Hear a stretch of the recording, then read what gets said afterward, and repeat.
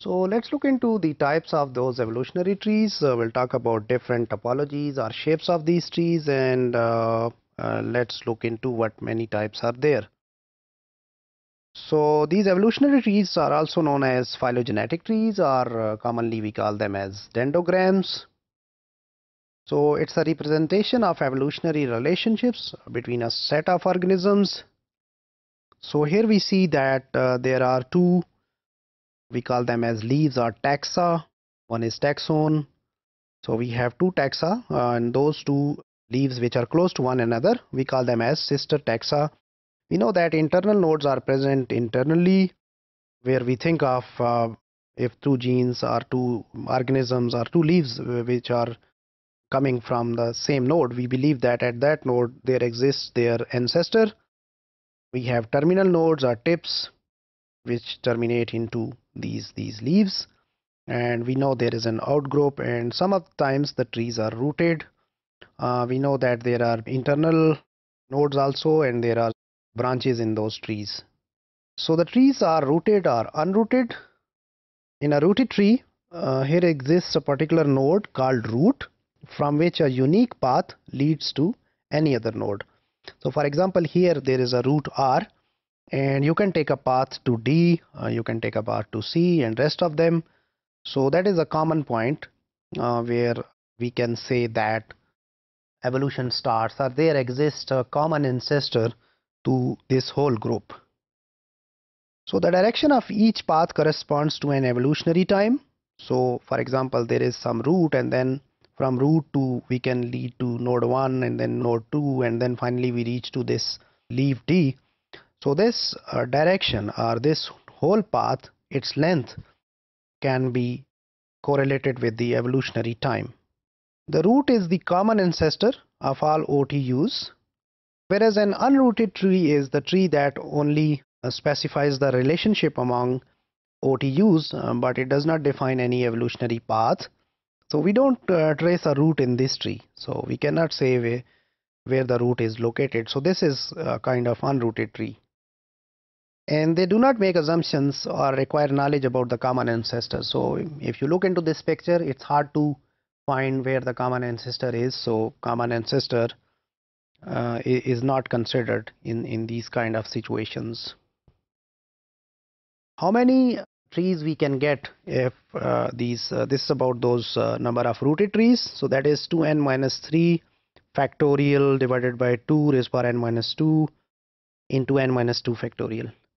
Number of unrooted trees we can get from this is 2n minus 5 factorial divided by 2n minus 3 into n minus 3 factorial.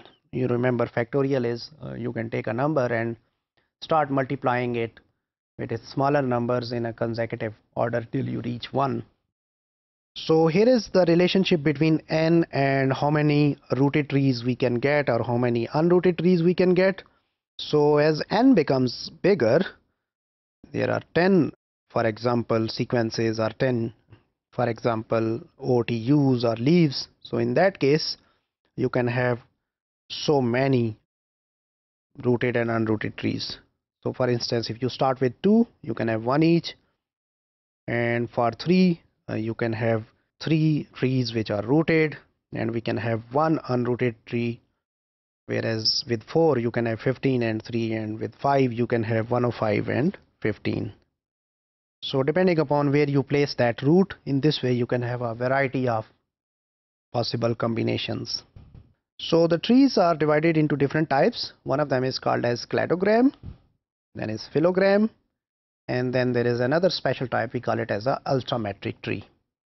So cladograms, they depict only the branching order, which shows relationship among organisms. So simple branching order, or we can see simple branches, and simply the length of those lines, they don't mean anything. So it's just simply the arrangement of those leaves with one another and how do they branch on a tree.